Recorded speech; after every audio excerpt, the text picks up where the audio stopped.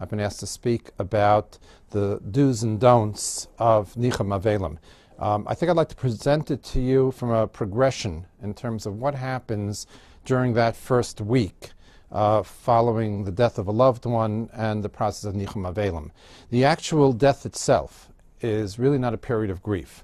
The actual death itself is far more trauma and shock than actually grief. Obviously much more so when the death is a sudden one, but even when it is anticipated and as a result of an illness, that moment when the person leaves this world, many people describe that moment sometimes when the monitor goes flat. People describe that as shock and as horror. And the initial response is really not grief. And even in terms of comforting the bereaved, it's important to know that the actual bereavement or the actual comfort really begins with the levaya, with the funeral and the burial. Following the levaya and then the burial comes the period of shivah, when the community at large provides the NICHUM Avelim. I think using broad strokes, one could look at the process of the shivah, the NICHUM Avelim, as serving essentially two very important functions. And perhaps understanding those functions will make it more clear what is the right approach, what may be an ill-conceived approach. The period of shivah, the NICHUM Avelim, or particularly the period of shivah, serves to allow the bereaved to access their pain, to allow the bereaved to access their sense of loss, to access what's missing in their lives. Obviously, what's meaningful in life are relationships. Our world is a web of relationships.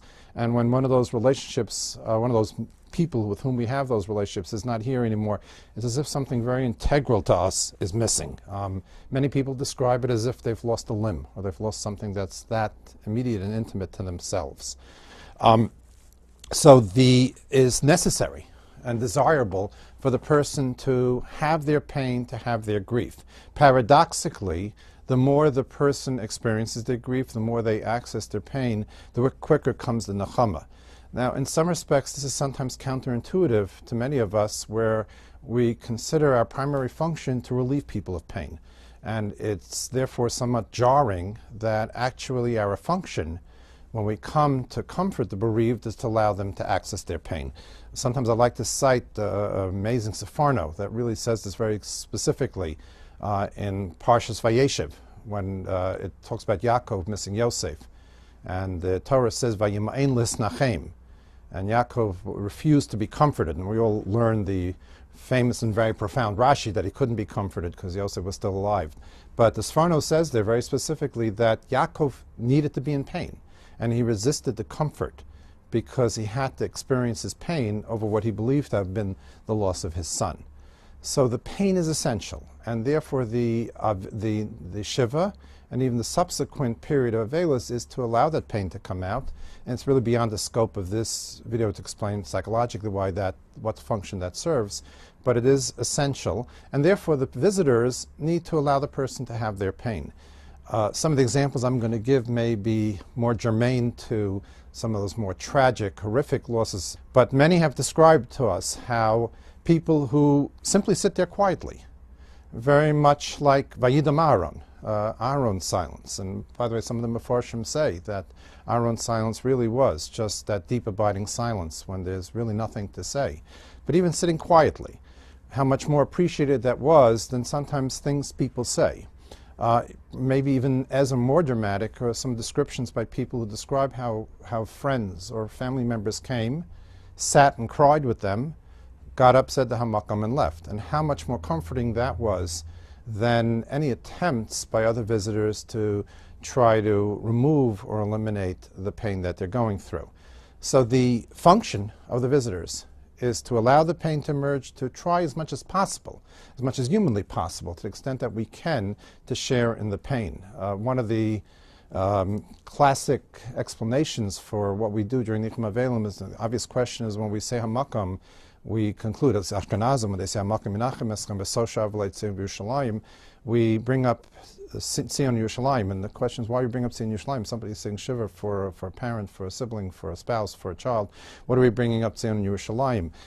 And the answer that many people offer is that what we have to do as the visitors is to access what's a universal loss, what's a universal pain, which is the loss of the Beis Hamikdash. So therefore we reference the loss of the Beis Hamikdash, in order that we can, in some remote way at least, share in the pain that the bereaved is going through. And therefore that's a very essential function, and sometimes comments people make, and well-intended, and efforts to try to mitigate the pain or to try to explain away the enormity of the loss, actually exacerbates the pain of the bereaved, whereas giving them the outlet helps. Just to give an example from the field of psychology, there was a study done about 2 years ago. I don't have right in front of me, the source, but they decided to study tears. And what they did was they compared the tears of people who cry over a loss or tragedy with the tears of people who cry when they cut onions. And in actuality, they found that they're two very different tears. That the tears from crying over a loss have in them stress hormones. And literally the crying relieves the body of those stress hormones. And many of us can even relate to the fact that after a good cry, we actually feel better. Whereas the tears from irritants such as onions or dust or whatever does not have those stress hormones in them. So we need to let the bereaved have their pain. We need to let them cry, let them experience the full anguish. That's where we were made. That's how Hashem made us. And by experiencing that pain, we're in actuality allowing them to achieve nechama, we're allowing them to achieve the comfort. So that's one major function of shivah. And as I said, therefore, if we go into the do's and don'ts, don't rush to give them explanations. Don't rush to try to tell them to feel better. If there's a word in the English language I'd like to get rid of, the word is strong. Don't tell them to be strong. Usually when people say be strong, they mean be stoic. And I think strength is facing the enormity of your loss and experiencing the full pain. And allow the people to have their pain. The other function of shivah is also important to understand, and again, from a progressive perspective. There was a very famous bereavement specialist, Thomas Addick by name, who said something very profound, and again, I don't have the exact quote in front of me, but he described bereavement as a process where you go from, and I'll quote, loving the person in the presence to loving the person in the absence. I'll say it again, loving the person in the presence to loving the person in the absence. The transition in bereavement is going from a relationship that is face-to-face, that is corporeal, that's physical, to a relationship that's a relationship of one that's in the heart, that's based on memory, that's based on the legacy of the deceased.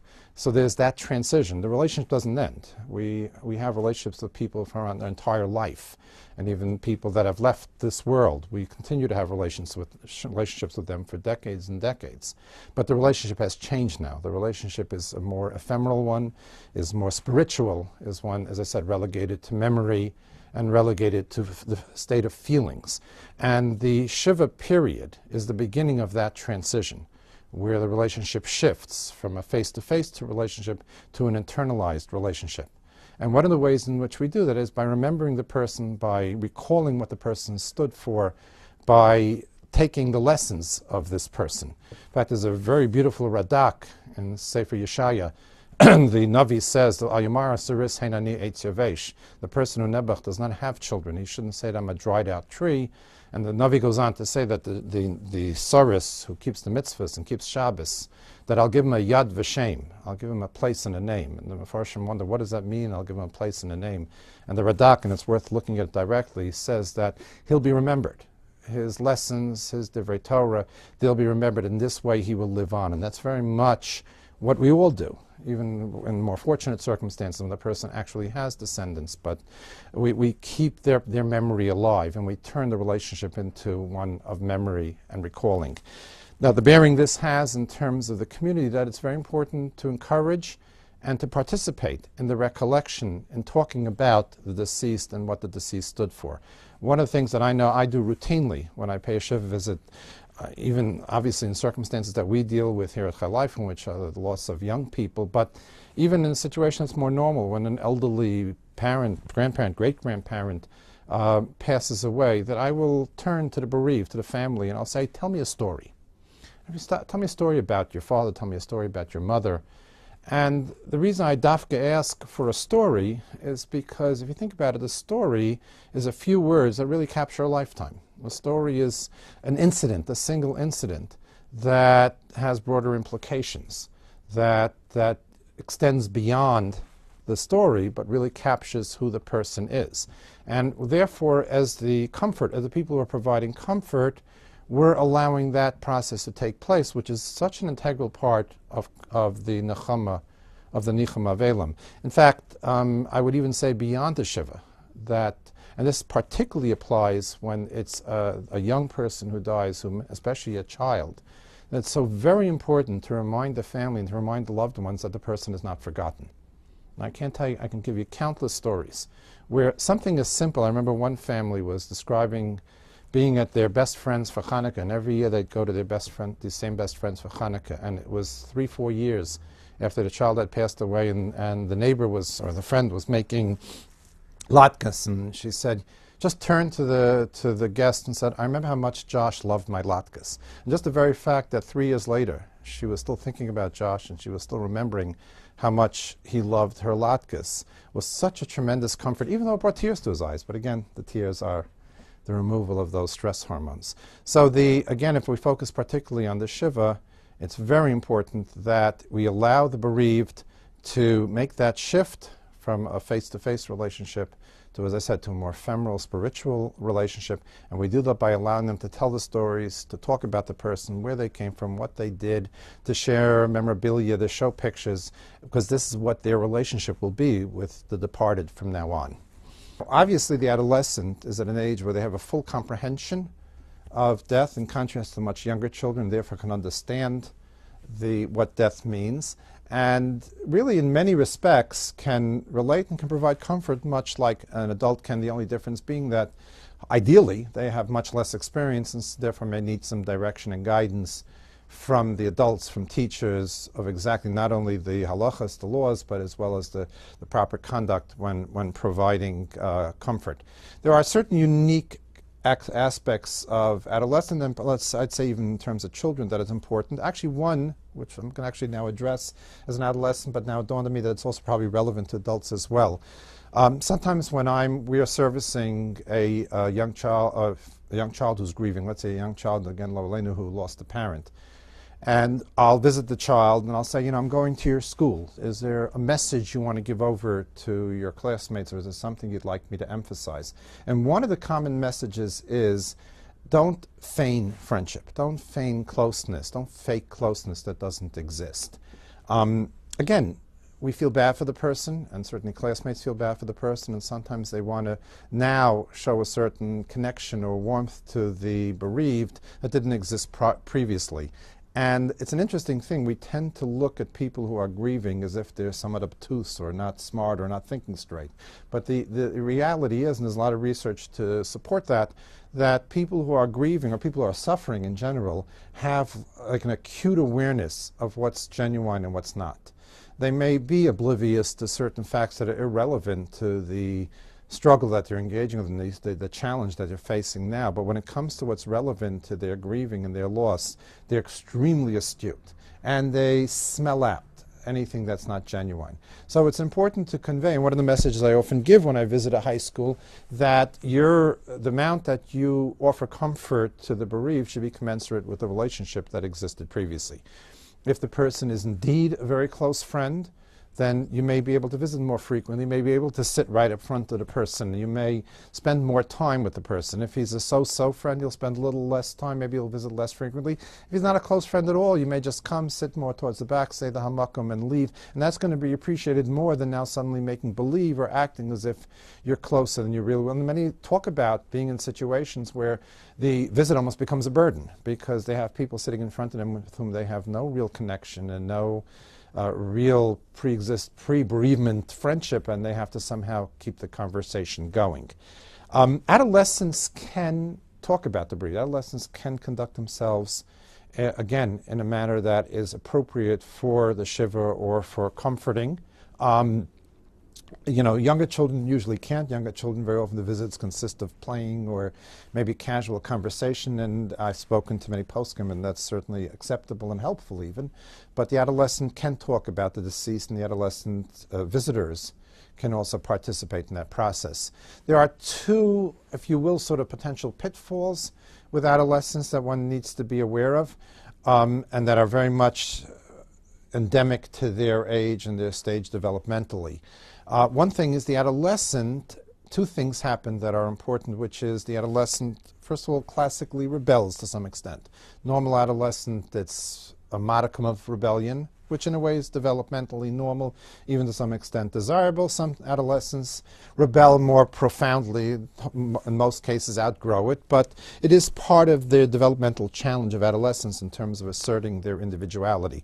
If you want to be unconventional, if you want to challenge adult convention in a religious community, there is probably no better opportunity than tragedy, because tragedy poses that eternally unanswerable question, the tzaddik ra'lo rasha b'tovlo, the why bad things happen to good people, and the adolescent who is, for whatever reason, at that stage in his life invested in derailing the adult world and particularly the establishment, may capitalize on that. This has happened to us when we visit high schools after tragedies, and sometimes clusters, particularly in a group.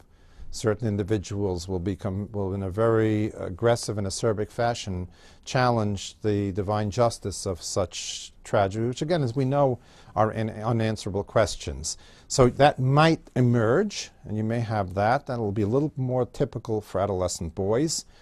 The benefit, though, is in case the questioning of this type of question is posed, is that the adolescent developmentally is also capable of understanding that there is such a thing as unanswerable questions. Most pre-adolescent children will have a hard time with the teku, will have a very hard time with that which cannot be answered or adequately addressed, whereas the adolescent, because of the ability to think in abstract terms, the ability to understand that if anything, God by definition, that Hashem by definition has to be mysterious and inexplicable, will be able to tolerate that idea that these are unanswered, these questions cannot be adequately addressed. Another potential pitfall with the adolescent, which we see much more with girls than we do with boys, is the capacity, the new capacity to empathize. In the field of psychology, we often differentiate between what we call sympathy and empathy.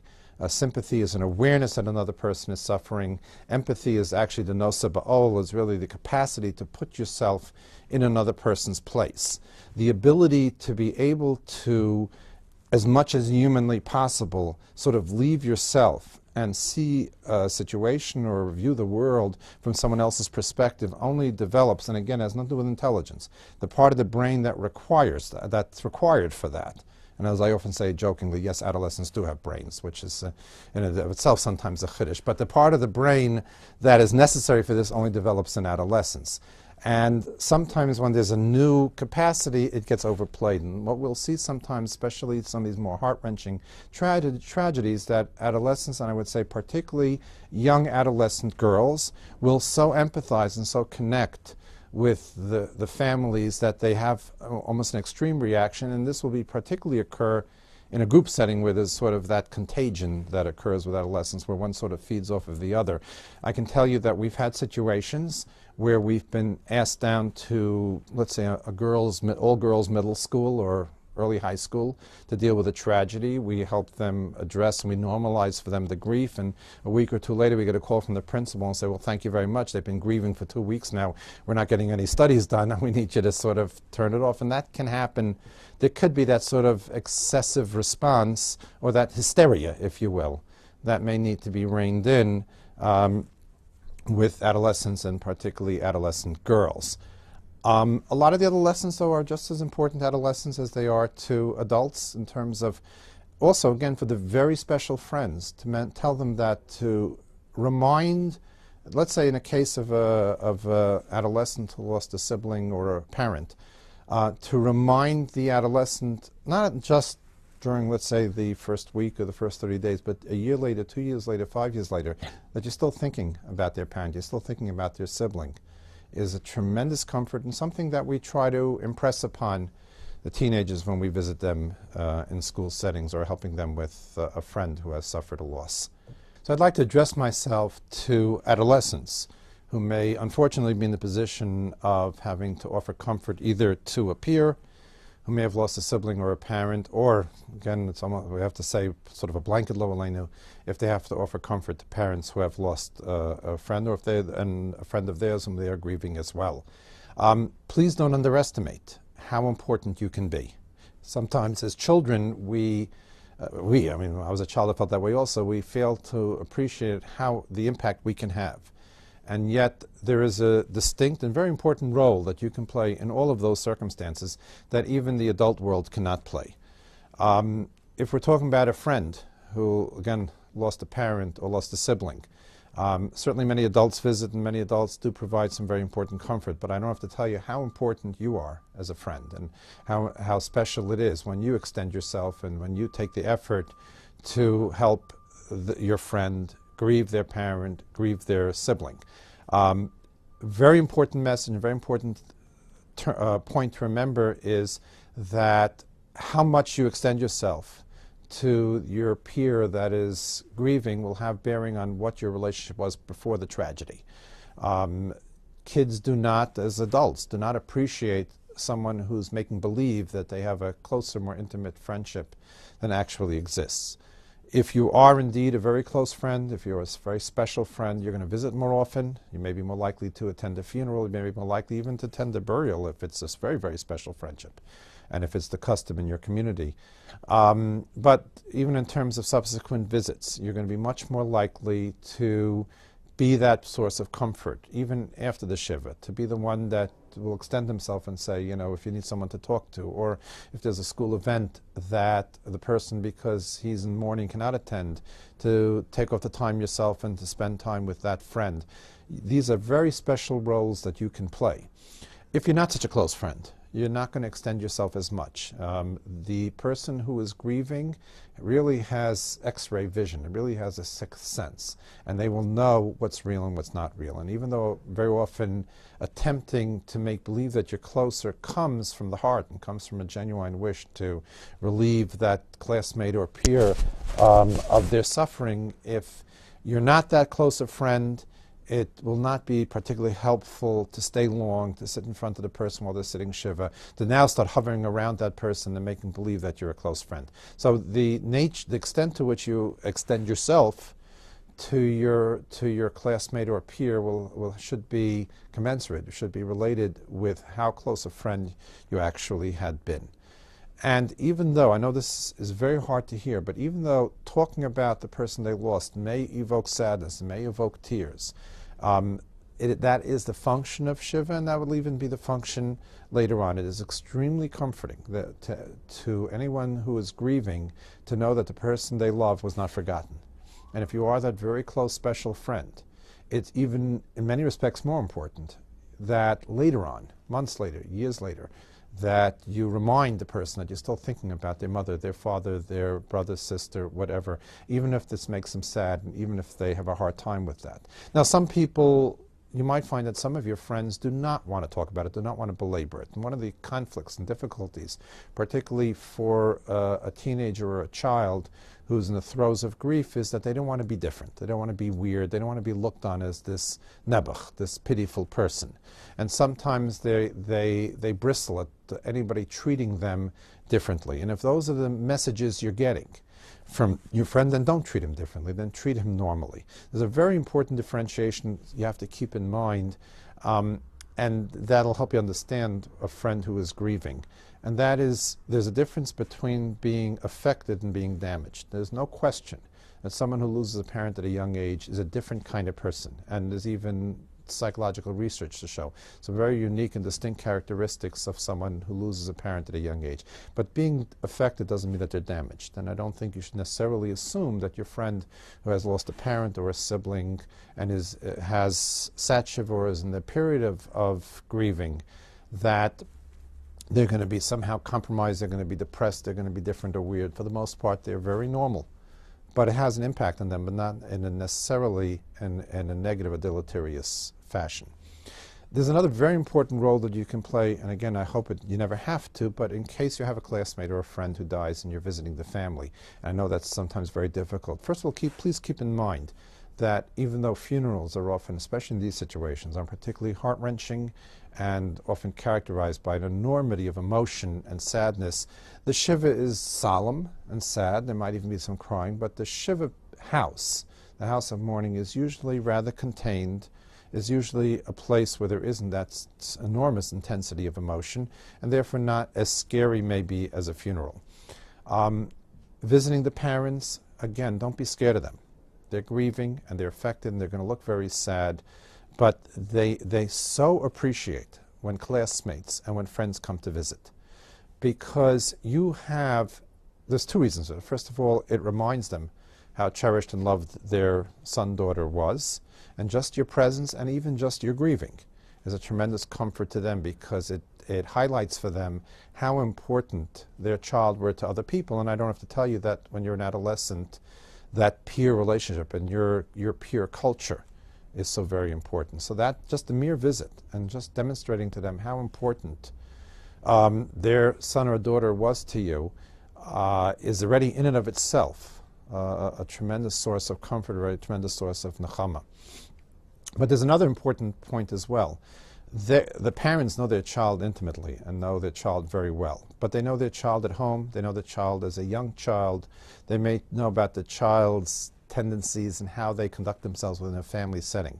They're not necessarily familiar with what their son or daughter was like in a school setting, in a camp setting, what their son or daughter was like as a friend. And you know that. And when you come to pay a shivah visit, when you talk about your friend or your classmate, you're filling in those gaps. You're filling in that part of their life, which was a very important part of their life that they may not be familiar with. And part and parcel of the nechama, of the shivah, is to, in a way, familiarize themselves with their child in a full sense.